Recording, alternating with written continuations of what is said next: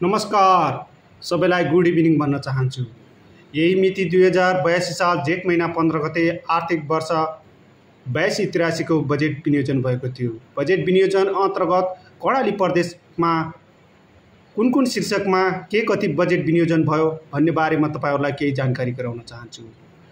कर्णाली प्रदेशको सुर्खेतमा प्रादेशिक एयरपोर्टको सम्भाव्यता अध्ययन, सुर्खेतमा मेडिकल कलेजको निर्माण, सुर्खेतमा हुन गइरहेको 10औं राष्ट्रिय खेलकुद परियोजनाको लागि 54 करोड रकम विनियोजन भएको छ। त्यसैगरी जुम्लामा हाई अल्टिट्युड स्टेडियमको निर्माण गरिने भएछ। फोकोट कर्णाली, मुगु कर्णाली जलविद्युत आयोजनाको लगानी ढाँचा तयार गरिनेछ। Kolpur Surkhet Jumla 132 KB transmission line 2 वर्षभित्र सम्पन्न गरिने भएको छ। भेरी बबई डाइभर्सन आयोजनाबाट निस्किने 42 मेगावाट बिजुली 2 वर्षभित्र सम्पन्न गरिनेछ। त्यसैगरी कर्णाली करिडोर हिल्सा सिमीकोट खुलालुसम्मको लागि 1 अर्ब 27 करोड बजेट विनियोजन भएको छ।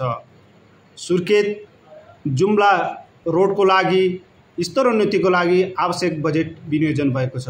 त्यसैगरी कोलपुर सुर्खेत रत्न राजमार्गको लागि स्तरोन्नतिको लागि आवश्यक बजेट विनियोजन भएको छ। त्यसैगरी छिन्चु बबई सुरुङ मार्गको सम्भाव्यता अध्ययन सकिसकेको हुँदा निर्माणको लागि स्रोत व्यवस्थापन गरिनेछ। हात्तीसार बबई रानीघाट भुरीगाउँ सुरुङ मार्गको सम्भाव्यता अध्ययन गरिनेछ। भेरी पम्पिङ खानेपानी आयोजनाको लागि 1 अर्ब 32 करोड रकम विनियोजन भएको छ। तपाईहरुलाई यो बजेट कस्तो लाग्यो जस्ताको तस्तै